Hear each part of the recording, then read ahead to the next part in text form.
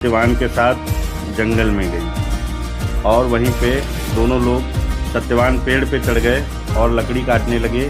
सत्यवान नीचे बैठी हुई थी और लकड़ियों को मतलब एक जगह इकट्ठा कर रही थी। थोड़ी देर बाद क्या हुआ कि सत्यवान को एकदम से कुछ हुआ और सत्यवान पेड़ से नीचे गिर गए और नीचे गिरने से उनके सर में चोट आ गई।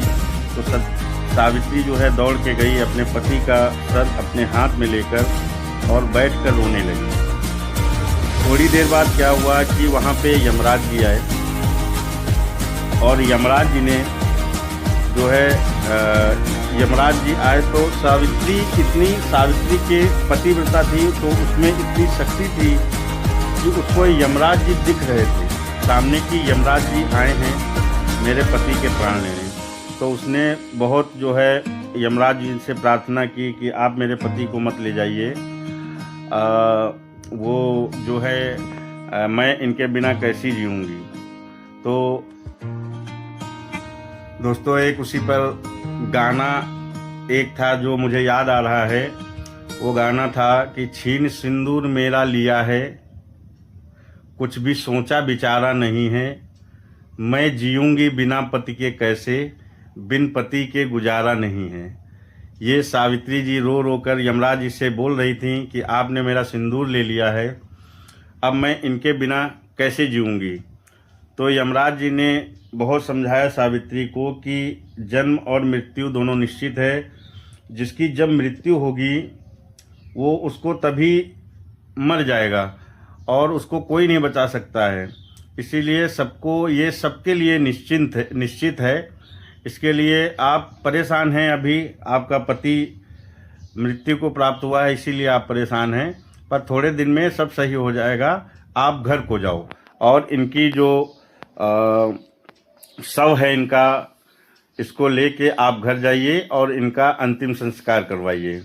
और यमराज जी ने सत्यवान के प्राण लिए और लेके चल दिए। उसके बाद यमराज जी चलते जा रहे हैं, देख रहे हैं कि यमराज जी थोड़ी दूर चले तो देखे कि सावित्री भी उनके पीछे पीछे आ रही है। अब यमराज जी जितना आगे बढ़ रहे हैं सावित्री भी उनके साथ पीछे पीछे आ रही है।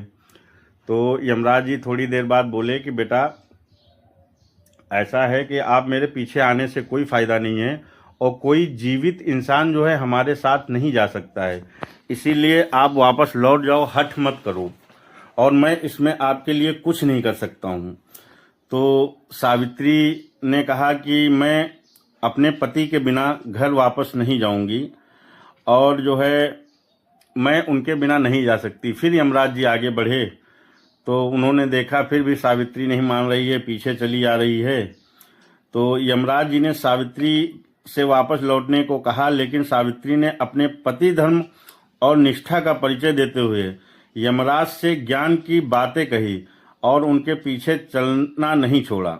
सावित्री की पति भक्ति और ज्ञानपूर्ण बातों से प्रसन्न होकर यमराज ने उन्हें सत्यवान के प्राणों को छोड़कर कोई भी 3 वरदान मांगने को बोला। यमराज ने कहा कि अपने पति के प्राण मत मांगो मुझसे, क्योंकि वो निश्चित है, उनको मरना तय है, वो तो मर चुके हैं, मैं उनके प्राण वापस नहीं दे सकता हूँ, पर आप जो है मुझसे 3 वरदान मांग लो, मैं आपको 3 वरदान दे दूंगा।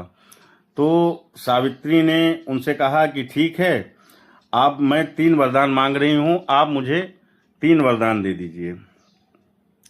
तो सावित्री ने पहला वरदान मांगा कि पहला वरदान जो सावित्री का था वो ये था कि मेरे अंधे सास ससुर की आंखों में ज्योति और उनका राज्य मांगा।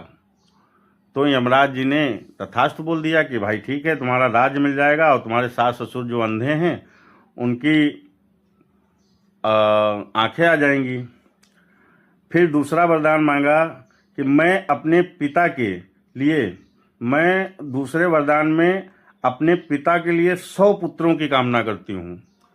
मतलब अपने पिता जो सावित्री के पिता थे, राजा अश्वपति जी, उनके लिए 100 संतानों की मांग की। यमराज जी ने ये भी तथास्तु बोल दिया, कहा कि ठीक है, ये भी हो जाएगा। उसके बाद जो है तीसरा वरदान मांगने के लिए यमराज जी ने बोला कि आप तीसरा वरदान मांग लो और घर आप वापस जाओ, मेरे पीछे मत आओ। तो यमराज जी वरदान दे ही रहे थे, क्योंकि यमराज जी चाह रहे थे कि ये जल्दी से जाए और मैं निकलूं, भैया फंसा हुआ हूं। तीसरे वरदान में सावित्री ने खुद के लिए सत्यवान से 100 संतानों की मां बनने का वरदान मांगा। यमराज ने बिना सोचे समझे तथास्तु बोल दिया। और ये सावित्री ने इतनी जल्दी में मांगा कि यमराज को सोचने तक का समय नहीं मिला कि मैं क्या बोल रहा हूं।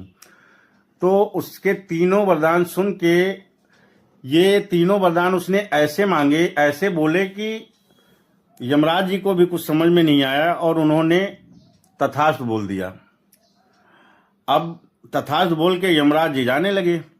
जब यमराज जी चलने लगे, बोले कि अब तुम जाओ, मैंने तुम्हारे सारे वरदान दे दिए हैं, अब तुम घर अपने लौट जाओ और मैं जाता हूं।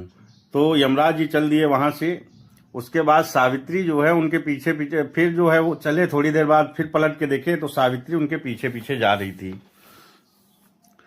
तो यमराज जी ने पूछा कि भाई अब क्यों पीछे आ रही हो, क्योंकि मैंने तो आपको सारे वरदान दे दिए हैं।